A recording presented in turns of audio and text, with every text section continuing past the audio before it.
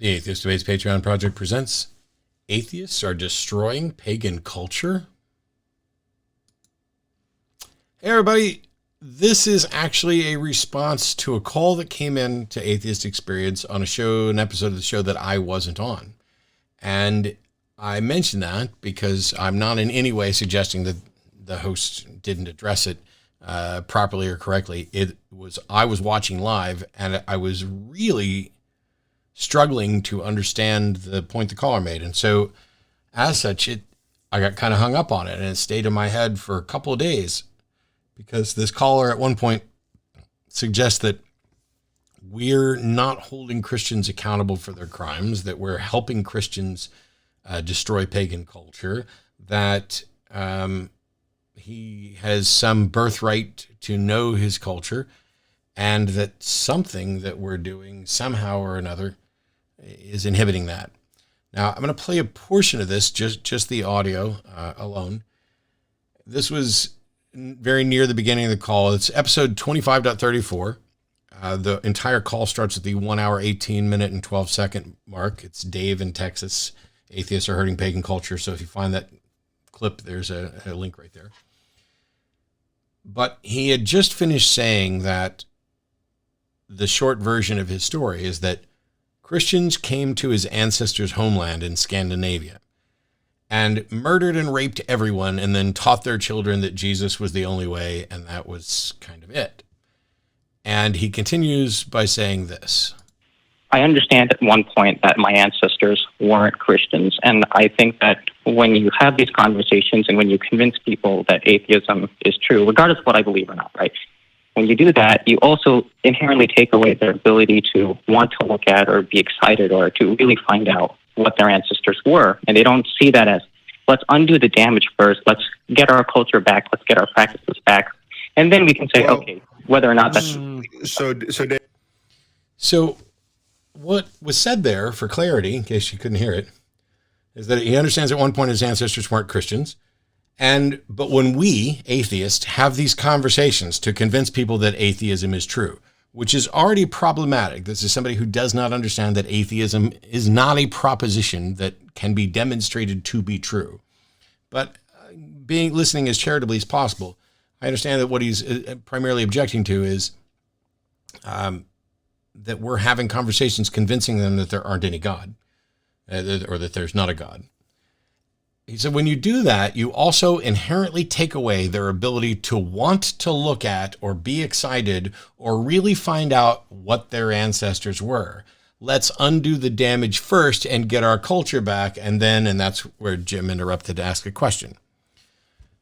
I've thought about this quite a bit because the caller made other points, like saying that religion influences culture.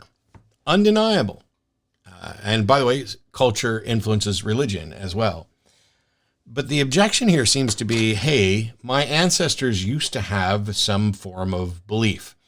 Christians came in and tore that all up, and we haven't had a chance to hold Christians accountable. As a matter of fact, later on, he says, by letting Christians get away with their crimes, I don't know why he's raising that issue with atheists. We're not letting Christians get away with anything.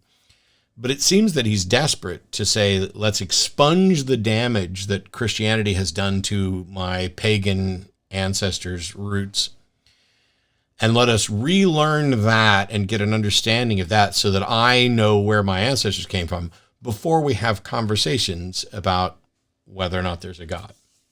And later, towards the end of the call, he essentially says, this is his birthright, and he needs to find out what it is.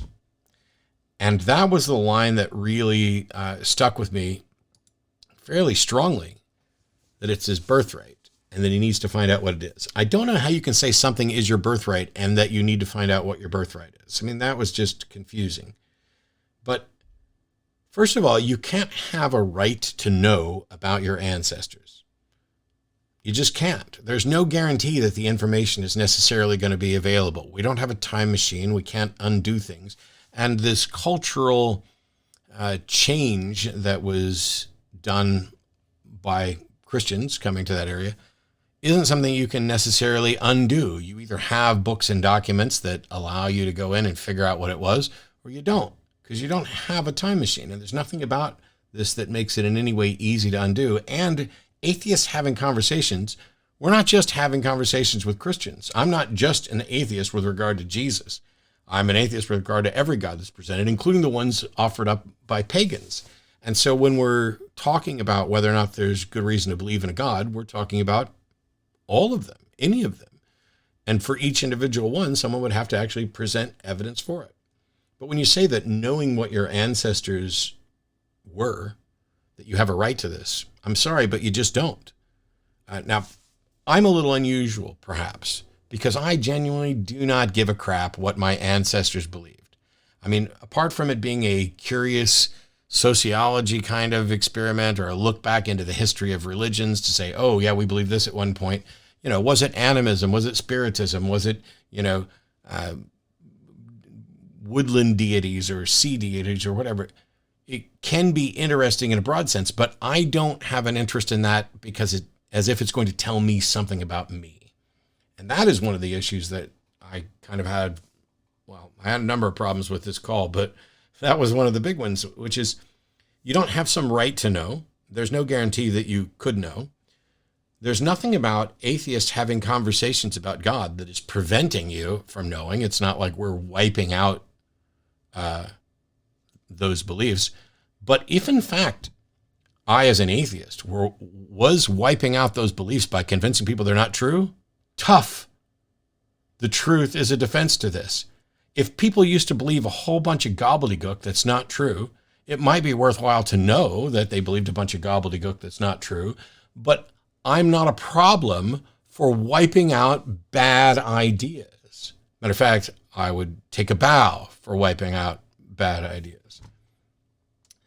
Atheists aren't interested in ancient religious culture and whether or not one of them ceases, because we're not letting Christians get away with their crimes.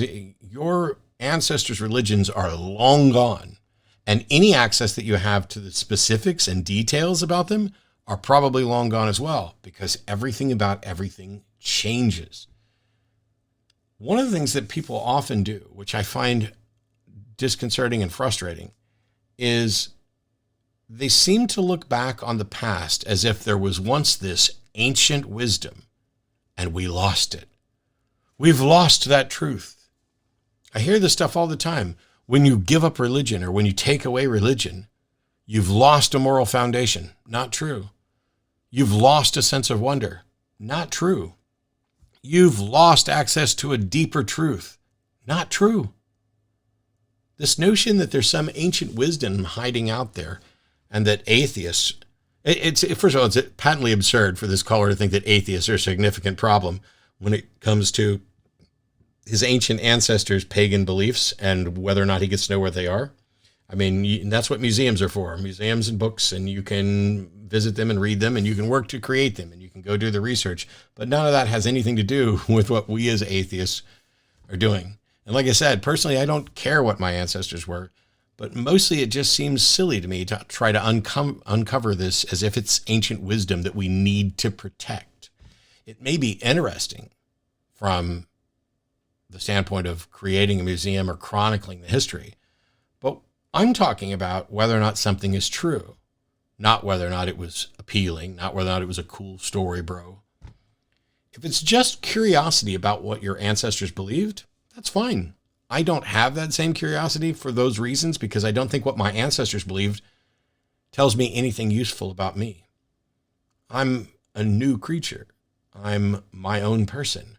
I'm the product of what happened in my life, not what my ancestors might have believed thousands of years ago. That changed the world. But it's like the butterfly effect of you're wanting to go find the one butterfly whose wings were flapping on the day you were born that helped to determine at what moment you would be born. And that guided the rest of your life. That sort of thing is just not true or good. You can read the books, you can research them, you can write them, but don't come whining to atheists about how standing up for reason and evidence is making it more difficult for you to figure out what your ancestors believed. I'm not opposed to you finding out what your ancestors believed, but that doesn't mean that I have to stop having conversations about what's reasonable to accept and what's not reasonable to accept, about what there is and isn't sufficient evidence for, just so you can possibly have an easier chance of doing research. Frankly, I'm not convinced that you will have any easier time doing research. I'm not convinced that there's anything that we are doing, despite your assertion, that is hurting pagan culture or helping Christianity. As a matter of fact, I see us standing up in opposition to all supernatural, pseudoscientific, religious claims that haven't been demonstrated to be true. In the same sense that truth is always a defense against charges of slander, I think it applies here. I'm not trying to have Dave or anybody else lose their connection to their ancestors. I don't feel that connection. I don't need that connection. But I'm not trying to take it away from people. If we were actively working to make life more difficult for pagans, we don't want them to be oppressed. Johnny even mentioned that during the call. There's nothing about what we're doing that suggests that we favor pagan oppression by Christians or Christian oppression by pagans or anything like that. It seems like that maybe you could have called in to Christians to ask them how they feel about what their ancestors did to your ancestors. And that would have been a much, much more productive call. And yet I still don't think it would have been productive at all. Anyway, we'll see you next time. Bye-bye.